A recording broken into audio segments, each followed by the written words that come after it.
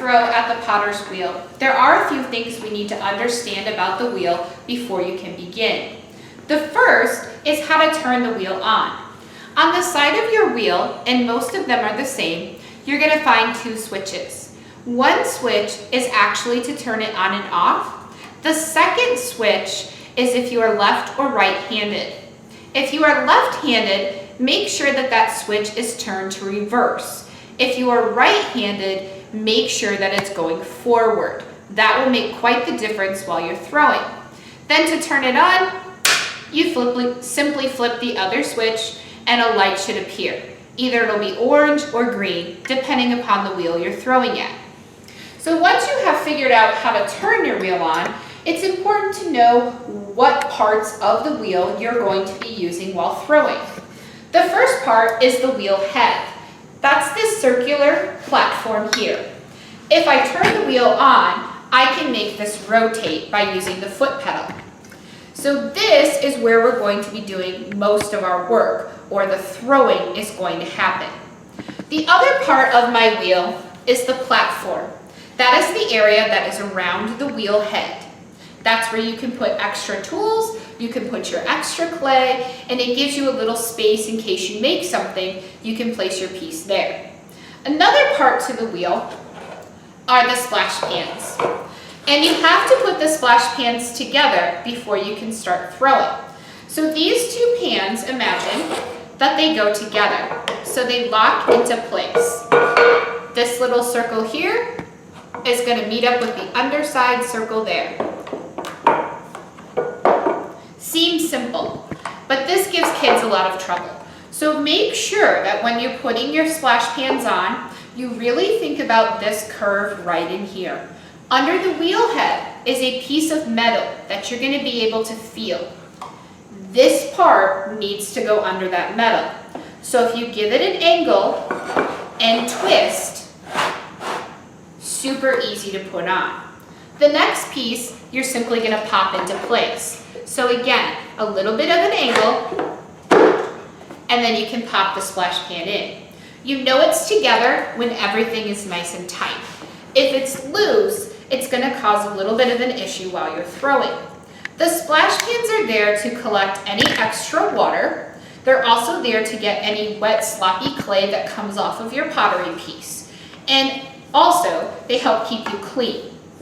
So those are the splash pans, platform, wheel head, on and off switch, which leads us to the last part of the wheel, which is our foot pedal.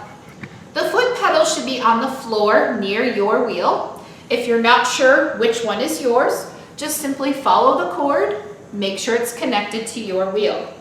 The foot pedal, if you press down on it, makes the wheel head start to spin. So this is the top speed for this wheel.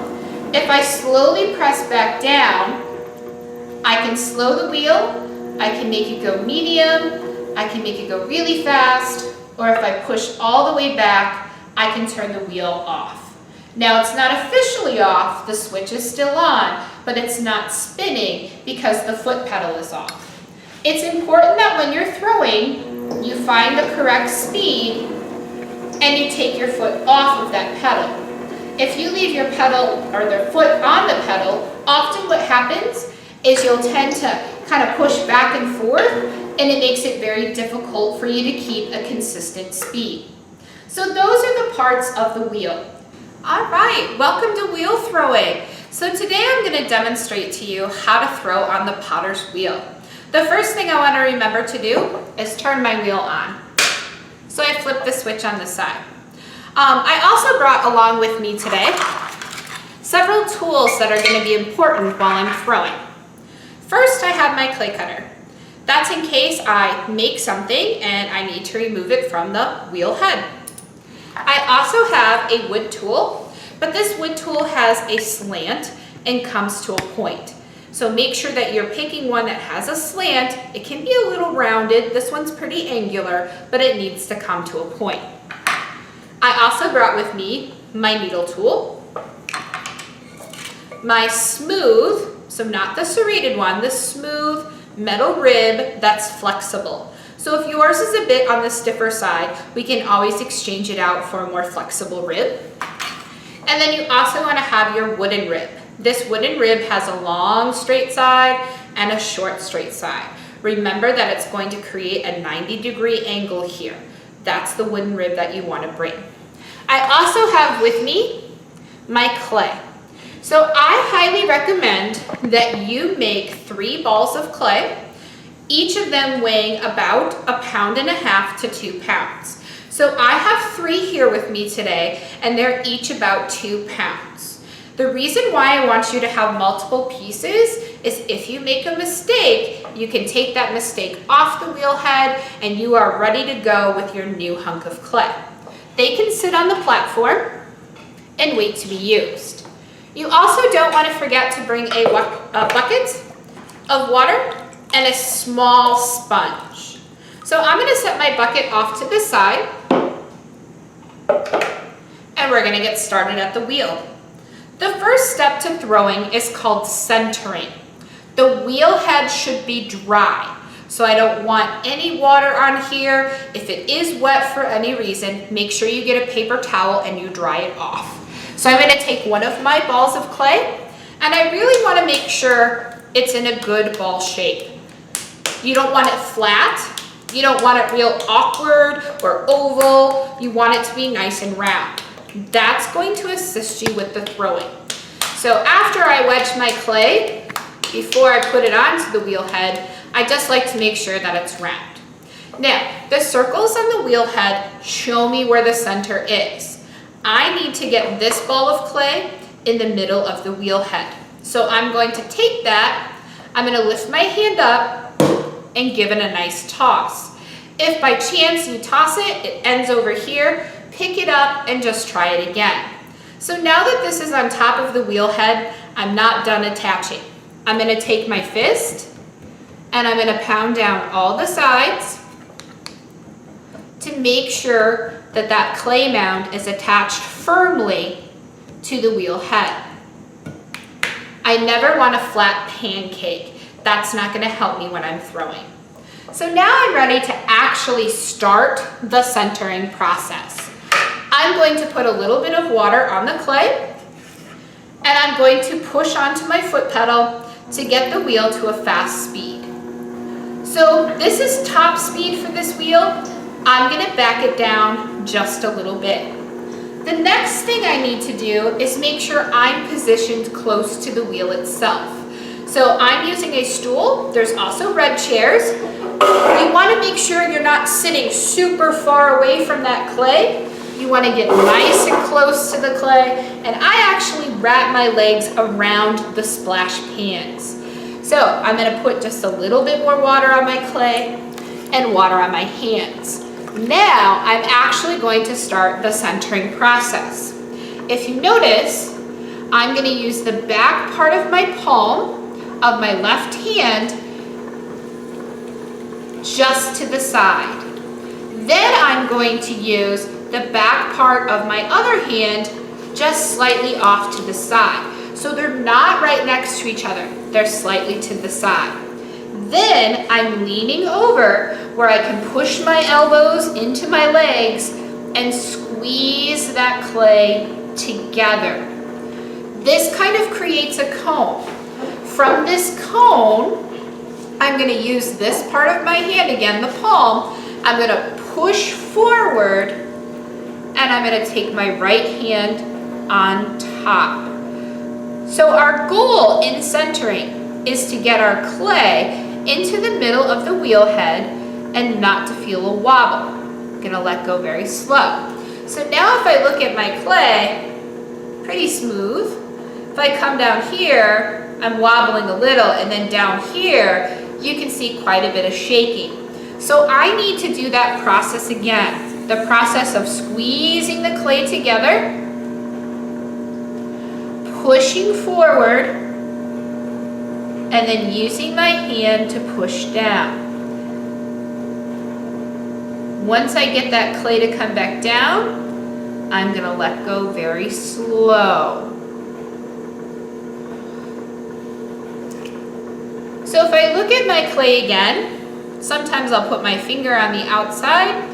I can still feel a wobble throughout the clay, so I need to continue that centering process. So remember, the part of your palms, notice how my fingers wrap around the clay. I'm squeezing my palms together. It's like doing a chest press. Then when I leave my left hand where it is, I'm gonna focus here. My thumb rests on top. I don't want to dig a hole in. So if you're digging a hole, move that thumb a little. But I'm holding super tight with this hand, and then my elbow is in my hip. I'm gonna push forward. Now I'm gonna take the side of my other hand, focus my push right here, kind of on the knuckle of my thumb, and I'm gonna push down. Once I do that, I want to release very slowly. So as I look at my clay, I feel it's becoming more and more centered, but I have some extra stuff out here. If that happens, you can simply just use your finger and remove that excess clay. So now if I check, pretty good, pretty good. Just a little bit more at the bottom. So I'm going to squeeze my clay together, dig my elbow into my hip, and push forward. Centering can take a few minutes, especially as a beginner. It takes some focus. Your body has to be locked into position. Your hands need to be focused on where they're placed on the clay. I am using my muscles to keep my arms nice and tight. So now I feel pretty good about the clay being centered. I'm going to move to the next step. Notice I'm not changing the speed of the wheel. I'm still leaning over, and I'm going to put my hands around the outside. Now I'm going to take my thumbs and I'm going to press into the center, supporting the clay on the outside while I do that. Now some of you might be wondering, how far down can I press? Well, you're going to stop the wheel and take your needle tool. Your needle tool is going to poke into the middle, and I'm going to take my finger. So from where my finger is to the tip of the needle tool, that tells me how thick the bottom of my pot is. It's just slightly over 1/4 of an inch, and 1/4 of an inch is a good thickness. So I'm not going to go any deeper. For now, I'm going to cover over that hole, and I'm going to now, for the first time, change the speed of the wheel to sort of a medium speed. So far, I have centered, I have opened, and now I'm ready to make the width of my pot. I'm going to drizzle just a little bit of water around the outside and rub some of that inside. I also want to make sure my hands stay nice and wet, so I often put them into the water, get rid of some of that slippy clay off my fingers, and now I'm ready to start the width. I'm going to place my left hand inside, so it's kind of like I'm squeezing it, and then I'm going to take my right hand on top. So both of these hands are working together. The goal is to pull the clay towards yourself, not to push any further down, but simply to pull the clay towards you. Sometimes you might want your clay wider than this, but I think for an example today, that's as wide as I'm going to make my piece. So the next thing I'm going to do is I'm going to take my wooden rib. I'm going to dip it in some water so that it's not going to stick to my clay, and I'm going to use the short side. That short side I place in the bottom and then take the long side to the outside. So what that did was flatten everything, and it's not curved. If I've left some tool marks, I can simply just take my sponge and smooth those away. So that's making the width. The next step is pulling the height, and this can be a little tricky. So again, just a little bit of water around the inside and the outside of my piece of clay. Now this time, I'm taking my left hand and I'm going over to the right side of my body. So this is happening here. My left hand fingers, they go inside. Thumb, outside. So it's kind of like I'm pinching it again. Now my right hand, I like the sponge. So I'm going to keep the sponge between my fingers. And then I'm going to line those fingers up on the clay wall.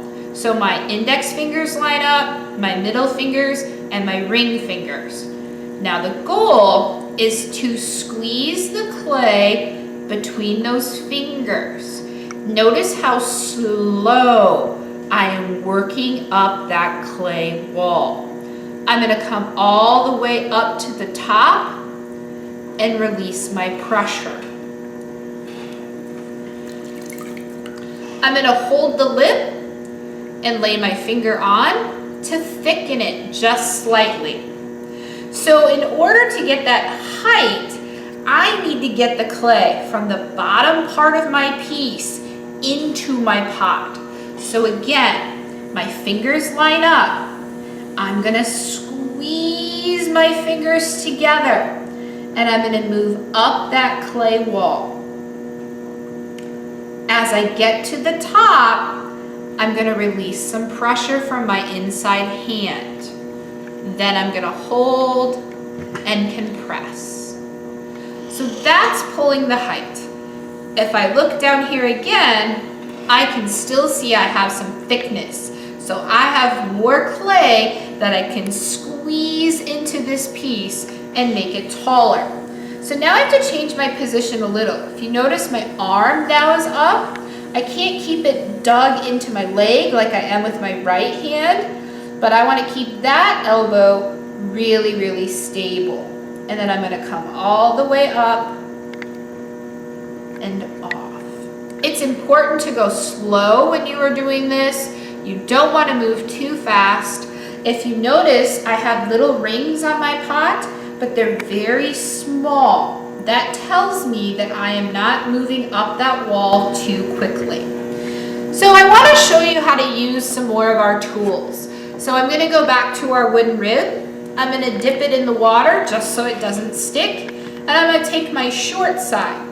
I have extra clay that I could keep pushing into there, but I want to show you how to use the tools. So we're going to trim this excess away. So I'm going to put the short side towards the pot. And that started removing some of my extra clay. I'm going to dip it in the water again, get my left hand a little bit wet because it's going to go inside for support.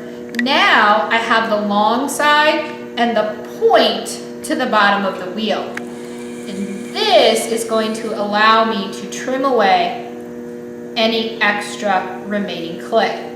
Now remember, I only started with about 2 pounds. And honestly, I've trimmed a lot of it away. So you can still make a reasonable sized piece with about 2 pounds of clay. The next step of throwing is shaping. So I pulled the height. Now I get to make it into what I want it to look like. I'm going to slow my wheel just a little bit. I don't really have to, but I'm going to be a little bit more comfortable in this step, going just a little slower. So you can have some variation on what your comfort level is with your foot pedal. So now I'm going to push from the inside. It's not going to look like much is happening at first. And then I'm going to come back down lower and I'm going to push that clay out.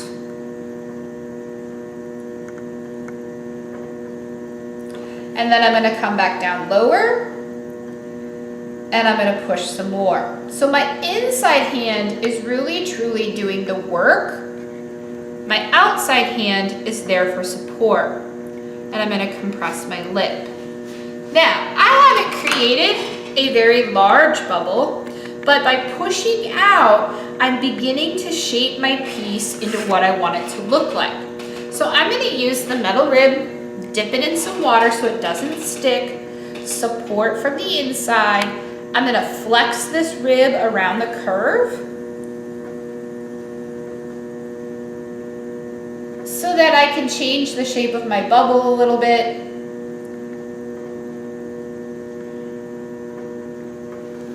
Extra clay I'm I'm gonna just kind of get off on my bucket there, and then I'm gonna take the round part of the rib and push inward just a little bit. So now my piece kind of comes in, has a little bit of a curve, and comes down to the bottom. So that's using the metal rib. So my top, I've been compressing that to keep it thick, but if I look at the rest of my piece, I really don't like how thick it is or flared out. So I'm gonna level it again, and so I'm gonna hold the top lip with my fingers. I'm gonna take the needle tool just below the top, and I'm gonna let that cut all the way through until it touches my finger and I can pull it off of the piece. Then I'm gonna use my sponge and just kind of compress and smooth that out. So now I made that lip just a little bit smaller. It still has some thickness to it. The next tool I want to show you is that wood tool with the slant. The slant is going to come up to the pot, and that point is going to be coming down towards the bottom. So I'm using this to cut away the excess clay. And this is the step after shaping, removing excess clay. So this is helping to clean up our form. Now I'm going to rotate that tool so the point is down, and I'm going to flatten it to remove some of that clay. Now if I didn't do it perfectly, I still have some clay there. I can come back with that point and cut that away from my pot. Then I can come back in with my tool and kind of push it away. Now if I'm struggling with that, that can happen sometimes. I'm just going to keep coming back to the side of my pot and push some of that clay away. Right? So now I have centered my clay. I've made the opening. I made it wider. I pulled the height. I shaped the form, and then I removed the excess clay. So I would recommend taking your sponge, not too wet, and just kind of using that to smooth the outside of your pot. That removes tool marks. Some potters like the look of the tool marks and have no problem leaving them there. But if you want to smooth things out a little bit, now is a great time to do so. And then I'm going to come down to the bottom as well. So I have a completed form. So I'm going to stop the wheel. To remove the piece from the wheel head, I'm going to take my sponge and squeeze water around the pot. Then this is where my clay cutter comes in. So I'm going to take the clay cutter, hold it in my hands tight. I'm going to hold it flat against the wheel head, and I'm going to pull this all the way under. So I don't know if you noticed, but there was a little bit of movement under my pot. So I'm going to do that again. So hopefully you can see it kind of moving and sliding. That tells me that the piece is loose from the wheel head. So with that water, I can slide it off to the edge and remove it from the wheel.